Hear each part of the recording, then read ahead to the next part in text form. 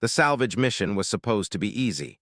Commander floated through the dark corridors of the derelict ship with his crew behind him. The vessel was old, dead, and alone in the empty space near the corridor. No alarms, no robots, no danger, just a dead ship waiting to give up its secrets.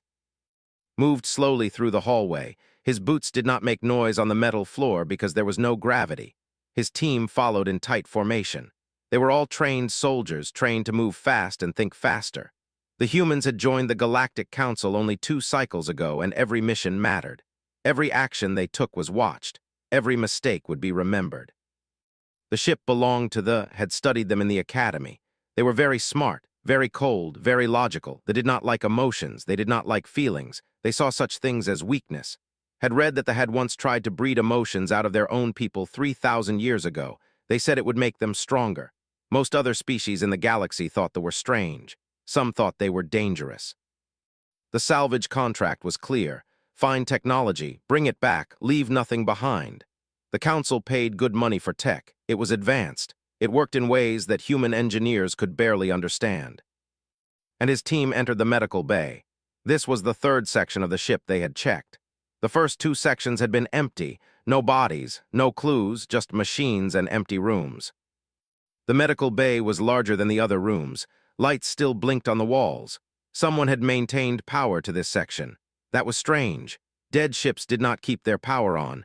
Dead ships went dark and stayed dark. Ensign Cross, second in command, moved toward the computer terminals. The rest of the team began scanning for anything valuable. Salvage protocols were simple. Take the tech. Document everything. Get out. Looked around the room. Something felt wrong. He could not explain it. It was just a feeling, and feelings were not always reliable. But had learned in his years as a soldier that feelings sometimes meant something. Feelings sometimes meant danger. He walked toward the back of the medical bay. There were storage units there. Long metal boxes with windows. Inside the boxes could see shapes. Something was in those boxes, something that was not broken, something that was not dead. Stopped walking. Behind the largest box in the shadows where the light did not reach, he saw movement. Very small movement, just a shift, just a twitch. Something was in there. Did not say anything. He did not call for his team. He just looked at the shadows. And then he saw the eyes. The eyes were large and dark. They were looking back at him with fear, looking at him like he was a monster. Turned away, he slowly walked back toward his team. He did not look at the shadows again. He did not point. He did not speak. Looked up from the computer. Commander, this system is intact. There is data here. The salvage value just went up. Command will be happy. Nodded. His mind was working fast. Something was alive on this ship. Something was hiding. Something was scared. Good work, said. His voice was normal, calm, like nothing had changed. Take the core data unit. Pull everything from these computers. Full extraction protocol. And the team moved to work. They had done this before. It would take time. 1 hour, maybe more. Walked through the medical bay again. He made sure to look at different areas. He made sure to look away from the back corner. He made sure that nobody would know where his attention had been. He found a tool case and opened it. Inside were various medical supplies. They were advanced, but they still used tools, still used bandages, still used medicine. Even the cold logical could be hurt. Picked up a medical kit. It was small. It would fit in his uniform pocket. He took it without drawing attention. He took it like he was just checking inventory, like he was just doing his job. The next hour moved slowly, and the team worked on the data extraction. They were focused. They did not notice that kept moving around the medical bay. They did not notice that he was watching the back corner where the shadows were deep. They did not notice that the eyes were still there, watching, always watching. Finally finished. We have everything, Commander. The data core is ready for transport. Mission is complete. Looked at his team. 7 soldiers, 7 humans, all trained, all obedient, all watching him for orders. Seal the data core, said. Prepare for transport to the ship. I want to do one final sweep. Make sure we did not miss anything important. You know how the council is. They want completeness. Nodded. How long will that take, sir? 1 hour, said. Maybe less. I will signal when I am done. Take the tech back to the shuttle. I will meet you there. Was good. He was smart. He knew that something was different, but he was loyal. He gathered the team and began moving the salvage equipment out of the medical bay. Watch them go. When they disappeared around the corner, he was alone. He stood very still. The shadows in the back of the medical bay were quiet. The eyes were still there, watching, waiting. Did not move fast. He moved slowly. He moved like he was still working, like he was still checking the machines.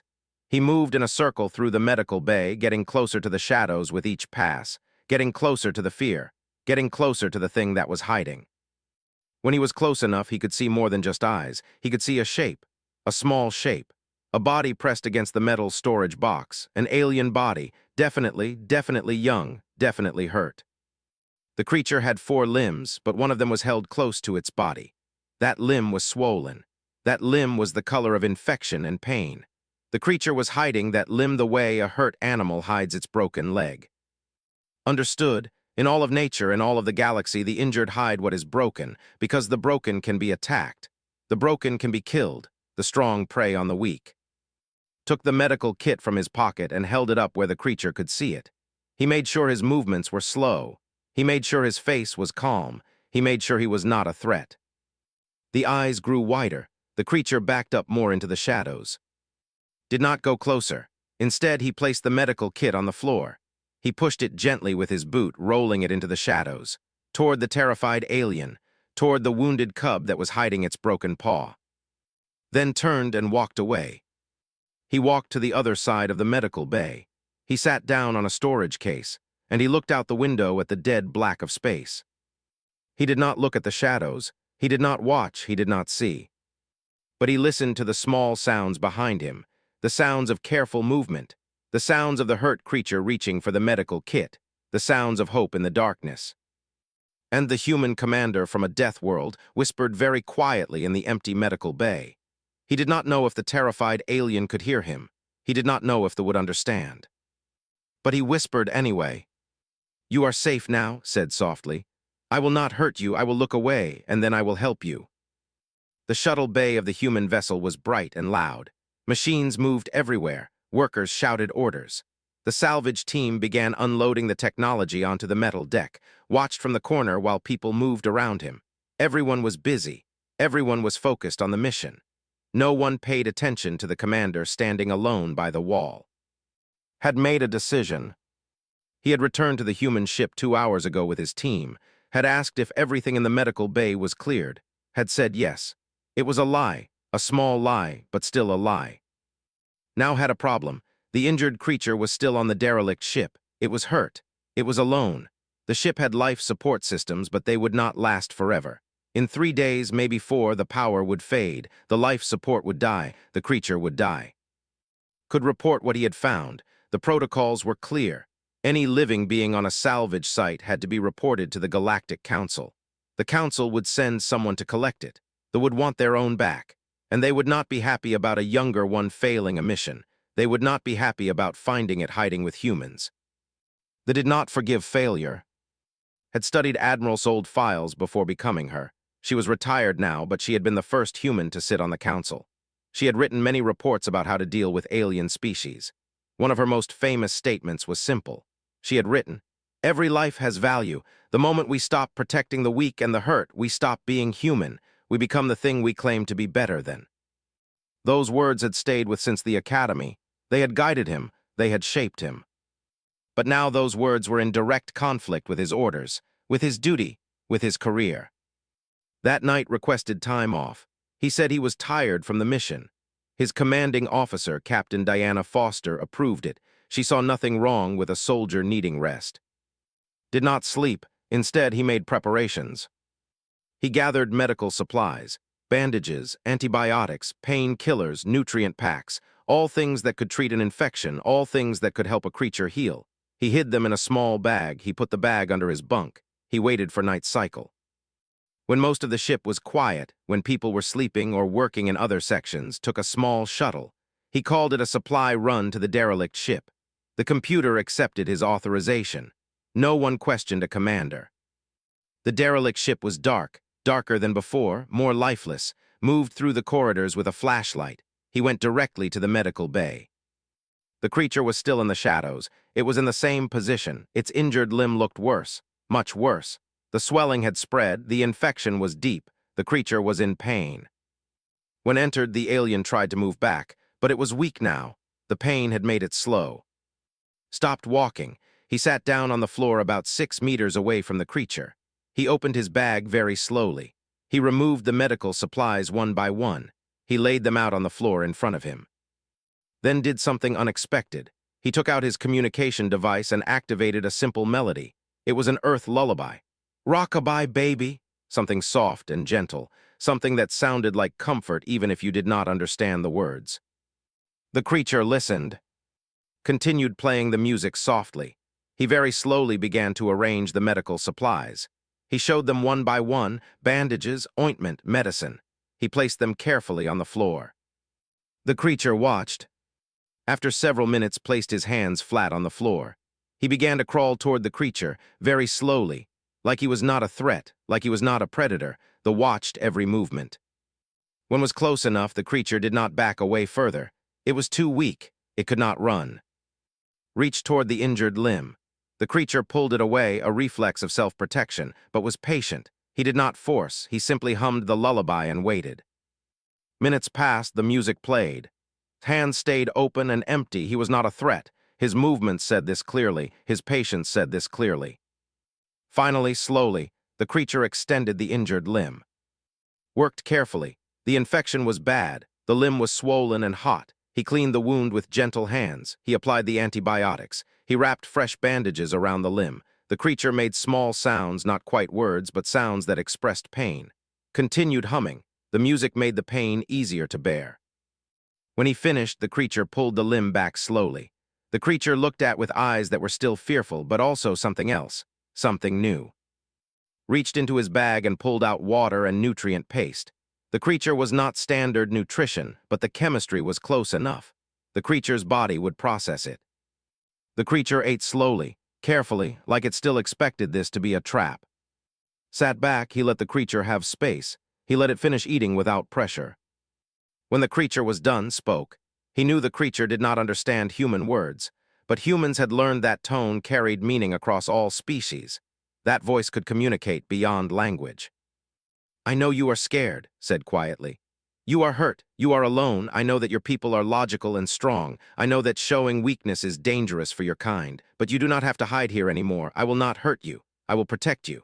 That is what humans do. We protect the small and the hurt, even when it costs us." The creature watched. It did not move. It did not flee. Continued.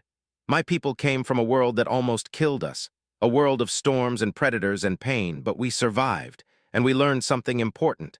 We learned that the greatest strength is not in weapons or logic or power. The greatest strength is in mercy. It is in caring for others. It is in the choice to heal instead of harm." The creature made a small sound, a questioning sound. Smiled. "I am going to come back tomorrow, every day until you are healed. I am going to bring medicine and food and water, and I am going to whisper comfort to you, because that is what I do. That is what humans do." Stood up, he left the supplies with the creature. He left the music playing on the communication device. He walked back to the shuttle. He did not know if the creature understood him. He did not know if his words had meaning, but as he flew back to the human vessel, felt something he had not expected to feel. He felt certain. He felt right. This was correct. This was human. 3 days passed. 3 days of secret visits. 3 days of medicine and care and soft music in the darkness. The creature's infection was getting better. The swelling had gone down. The color of the wound was changing from deep red to a lighter pink. The creature was eating more. It was moving better. The fear in its eyes was fading slowly, like a dark cloud moving away from the sun. Came every night after his duty shift ended. He would take the small shuttle under the pretense of supply checks. He would visit the derelict ship. He would bring fresh bandages, new medicine, more nutrient paste. He would sit with the creature and speak softly. He would hum the lullaby. He would tell stories about Earth, about humans, about why they did the things they did. The creature began to understand some things. Not words, not language, but meaning. It understood that meant no harm. It understood that the care was genuine. It understood that it was safe. On the 4th day, something changed. Ensign Cross, found in the supply storage unit, was checking inventory, was gathering medical supplies. They were not supposed to be together. There was no reason for them both to be there at the same time. Said nothing at first. He just looked at, then he looked at the supplies was holding, bandages, antibiotics, nutrient paste, medicine. "Sir," said carefully, "that is a lot of medical supplies for one person." Could have lied, he was good at lying now, but was smart, was loyal, and was looking at him with honest curiosity, not judgment. "Walk with me," said. They left the storage unit and went to an empty corridor, looked at for a long moment. Then he made a choice. He told everything. He told him about finding the creature on the derelict ship. He told him about the infection. He told him about the fear in the creature's eyes. He told him about his decision to help it. He told him about the visits, the medicine, the care. Listened without speaking. When finished, said, "You are breaking protocol, sir. You are breaking council law. If the captain finds out, you will be court-martialed. Your career will end. You might be discharged from the human military entirely." "I know," said. "The creature is," said. "They are our competitors. They do not like us. They do not trust us. If they find out we have one of their own, they will see it as a threat. They might see it as espionage." "I know," said again. Looked away. He looked down the corridor. He was thinking, could see it in his face, was considering his options. He could report this to the captain right now. He could end deception immediately. Finally asked, "Is the creature a threat?" "No," said. "It is young, it is hurt, it is scared." "Is it a spy? Is it gathering intelligence on us?" "No," said. "It was just hiding, trying to survive." Nodded slowly. "I want to see it." They took the shuttle together. Did not say anything to anyone. He just helped like it was a normal supply run. When they reached the medical bay of the derelict ship, they went directly to where the creature was hiding. The creature saw and moved back into the shadows. It was afraid. A new human meant danger. A new human might be an enemy. But put his hand up. He made a soft sound. The creature listened too. The creature knew. "This is my friend," said to the creature, even though he knew the creature did not understand words. "His name is, he is human like me. He will not hurt you." Moved slowly, just like had taught the creature to expect. Sat down on the floor, far away from the creature. Did nothing threatening, just sat and watched. Changed the bandages on the creature's limb. The wound was healing well now. The infection was almost gone.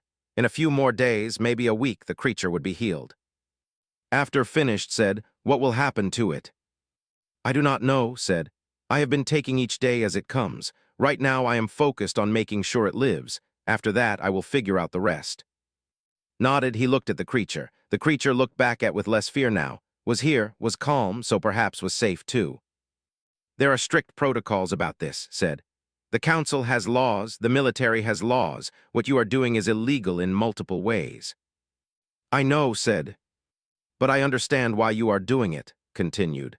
"I understand the choice you made. I also understand what it costs you." Stood up. "I will help you. When you need something, when you need supplies or information or a way to leave the ship without being noticed, I will help you. I will not tell anyone. That is my choice." Felt something shift in his chest. Loyalty, friendship, human connection. These things mattered more than rules, more than protocol, more than career. "Thank you," said. Over the next few days became part of the secret, helped gather supplies, helped create cover stories. When the captain asked questions, said that was running extra maintenance checks. The captain accepted this, was a good officer. Good officers took their work seriously. By the 7th day, the creature was much stronger. The limb was healed. The infection was gone. The creature could move normally. The fear in its eyes had been replaced with something else. Trust, connection, bond. Was sitting with the creature when it did something new. It moved one of its appendages toward. It reached out slowly. It placed its limb against its hand. In culture, this gesture meant everything. This gesture meant the creature trusted completely. This gesture meant the creature accepted as safe, as family, as important. Held the limb gently. He did not speak. Words were not necessary. The creature made a different sound than before, a sound that carried meaning. The creature was trying to use human sounds. The creature was trying to learn human language. The creature said slowly. Realized what was happening. The creature was nomming itself. The creature was giving itself a name that used the human sound. The creature was reaching back toward, meeting him in the middle. Repeated softly, "That is a beautiful name." Made the sound again, testing it, enjoying it, was healing, was learning, was becoming part of's world, and was becoming part of's. Watched from across the room, he smiled. This was something new. This was something the galaxy had not seen before. A human and a working together, trusting each other, caring for each other. The alarm on the human vessel sounded in the middle of watch cycle. Not an emergency alarm, not a battle station's alert, but an official alarm, the kind that meant important visitors were arriving. Was in his quarters when the message came through. All officers report to the command bridge immediately. Official council inspection. Felt his stomach drop. Council inspections were rare. Council inspections meant high authority. Council inspections meant someone was watching, someone was checking, someone was looking for violations. He made his way to the bridge. Captain Diana Foster was already there, standing straight, looking official. Behind her stood a figure in a uniform that was different from human military wear. The uniform was sharp and precise and cold. The figure was a commander was tall and thin, with angles in his face that looked like they had been carved from stone. They were known for being strict about law and order. They served as enforcers for the council. When a showed up, it meant someone had filed a complaint. It meant someone had reason to suspect protocol violations. Sighs were metallic and hard. They scanned the bridge like a machine scanning code. They landed on. Commander said. His voice was smooth but without warmth. I am here conducting an inspection of your salvage mission to the derelict vessel. I have some questions about the procedure. His mind raced. How much did know, what had been reported, who had talked. Of course, said calmly. I will provide any information you need. You will come with me, said. We will examine your logs. We will verify the salvage records. We will visit the derelict vessel itself. I want to see the site firsthand. Nodded, he had no choice. The shuttle ride was silent, stared out at the stars. He did not speak, sat across from him, feeling each second tick by like a countdown to disaster. When they reached the derelict ship, activated his scanner. The scanner was advanced. It detected energy signatures. It detected life signs. It detected anything that should not be there. Watched the scanner, then he looked at. There is a life form aboard this vessel, said flatly. Species, young age, wounded but healing, explain this. Could have lied. He could have said the scanner was wrong. He could have claimed he had no knowledge of this creature. He could have blamed or anyone else. Instead, told the truth. The creature was on the vessel when we arrived, said. It was injured. It was alone. I made the decision to provide medical care. Stared at him. You violated Protocol 7. You concealed a life form from the authorities. You provided aid to an alien of unknown status and intent. You failed to report this discovery. These are serious violations. I know, said. You will face a military court-martial, continued. You will face charges from the Galactic Council. You will likely lose your position. You will likely be discharged from the human military. The human government may face sanctions. You have damaged human standing in the council. Said nothing. He had known this would be the cost. Take me to the creature, said. Led him through the corridors of the derelict ship. When they reached the medical bay, was in the corner. Saw and made a small sound. But then saw and the sound changed. Fear. Knew what was, knew that represented authority, knew that authority meant judgment, meant punishment. Approached slowly. He scanned the creature with his device. He examined the bandages. He looked at the healing wound. The wound is healing well, said. His voice still had no emotion. The care has been professional. The creature is not suffering. The creature appears calm. Looked at, why would you do this? This violates everything you swore to uphold. This violates your duty to humanity. Why? Looked at, the creature was shaking. The creature was terrified. Because mercy is more important than protocol, said. Because this creature was young and hurt and alone. Because the choice to protect the weak is the only choice that matters. You can take my career. You can take my position. You can take everything. But I will not apologize for helping something that needed help. Made a sound. It might have been interest. It might have been judgment. It was hard to tell with.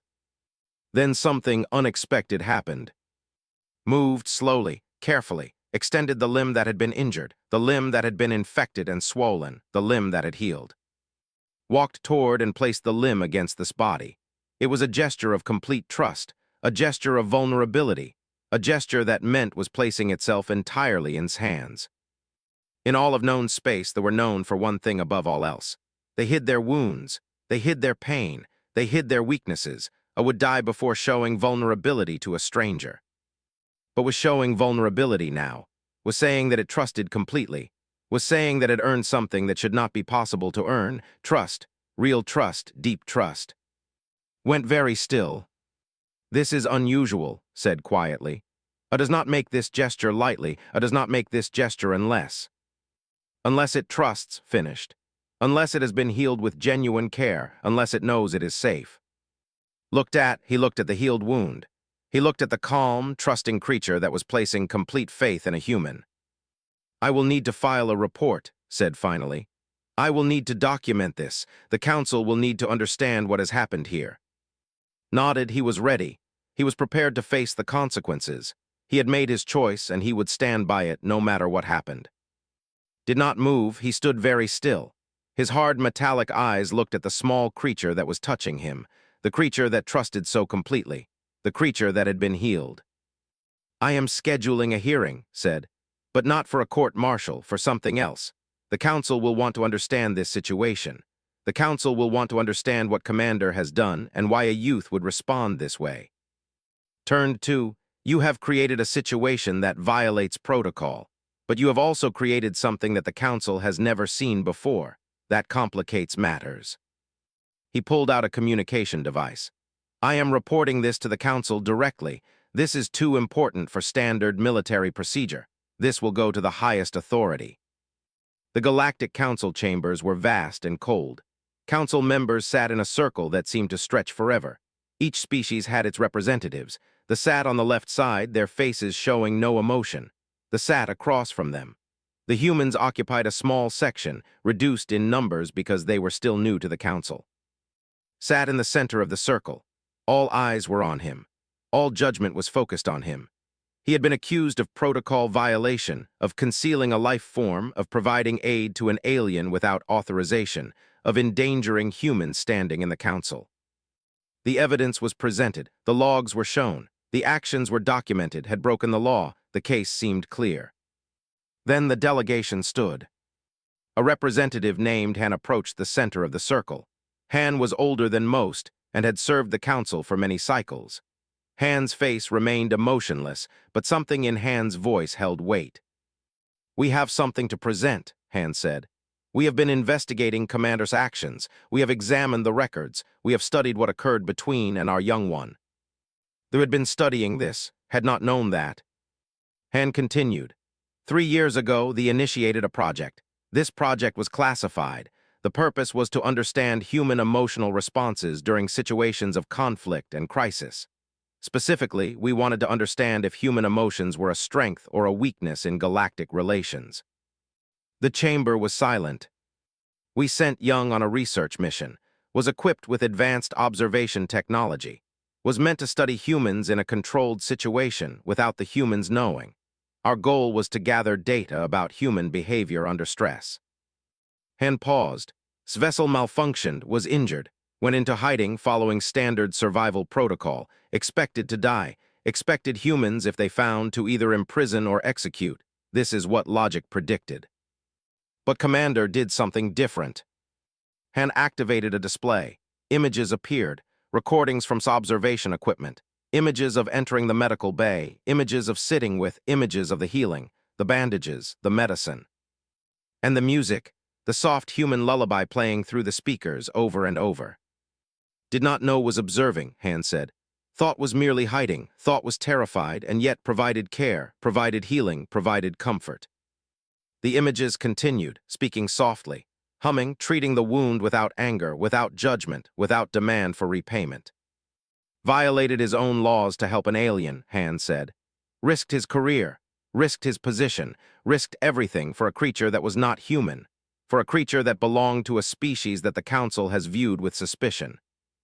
Han looked directly at, and most importantly did not expect to trust him, did not demand trust, earned it through action, through genuine care, through the choice to heal instead of harm.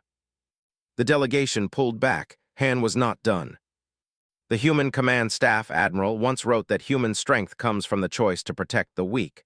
We dismissed this as emotional weakness. We believed it would make humans easy to defeat. We were wrong. Han's voice changed. It became something different, something that might have been respect. What did was show us that human emotional capacity is not a liability. It is humanity's greatest strength. It is the reason humans will survive in the galaxy long after species more logically advanced have destroyed themselves. Because humans choose to heal. Humans choose to protect. Humans choose mercy. The delegation, released into the center of the chamber, walked directly to, and did the gesture again, the gesture of complete trust, the gesture of vulnerability. The youth pressed its healed limb against the human commander. The chamber erupted, not in anger, in shock, in realization. They were discussing rapidly. The humans were standing, the other species were talking amongst themselves. The council leader, a neutral third party, called for order. "Commander," the council leader said, "the evidence is clear. You violated protocol, but you also demonstrated something the council needs to hear." A vote was called quickly, decisively. Was not punished. Instead, received a commendation. The council declared that human emotional capacity and the human instinct to protect the weak should be recognized as a diplomatic strength, not a liability. A new framework was established.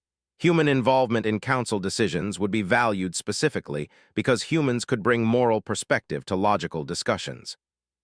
More than that, a new classification was created. Species would no longer be viewed as dangerous. Instead, it would be recognized as an advantage. A species that had evolved to survive impossible odds would bring innovation and determination to galactic challenges. Was appointed as special envoy to bridge human-alien relations. His violation of protocol became legendary. His act of mercy became a teaching moment for the entire galaxy. 3 weeks later stood on the planet was gray and precise. Everything was ordered, everything was logical, except for one thing. Was waiting for him, was fully healed now, had grown stronger, was learning human language quickly, was becoming something new, something that blended human emotion with logic. Approached and placed the healed limb against his chest. "You looked away," said in simple human words. The speech was careful, the words were chosen with precision. "You healed me, you whispered comfort. Smiled, you were hurt, you were alone, that was all I needed to know. My people study emotions now," said. "My people understand that logic without compassion creates nothing, but compassion joined with logic creates something stronger than either alone." Paused, the creature was trying to express something complex. "You saved me," continued, "but I think I also saved you. I saved you from becoming something less than human." Understood, in trying to save the wounded cub, had saved himself. He had proven to himself that he was willing to break the rules for what was right. He was willing to sacrifice for something that mattered. He was willing to be human in the truest sense. That night sat under the stars, sat beside him, hummed the lullaby, the melody that had started everything, the melody that had taught a young alien that humans were not what everyone thought. Humans were not machines of war. Humans were not primitives from a death world that could be conquered. Humans were the species that healed the wounded and whispered comfort in the darkness. And that thought would change everything. The wound was healed, the trust was real, the connection was deep. And in a galaxy that had been running on logic alone for thousands of years, one human had taught an alien that sometimes the greatest strength was the choice to care. Did not know if this was good or bad. He did not know if this meant mercy or judgment. All he knew was that he had done the right thing, and now he would see what price that right thing would demand. In that dark medical bay, on that derelict ship, something was changing, something that would eventually change everything. Even if it cost him everything, knew he could not leave the hurt creature to die alone in the darkness. Some choices were not about duty or orders or career. Some choices were about who you were. Some choices were about what being human truly meant. And had made his choice. In the shadows, the creature went very still. The fear in those dark eyes did not disappear, but something changed, something small, something that looked like the first seed of trust being planted in a place where trust had never grown before.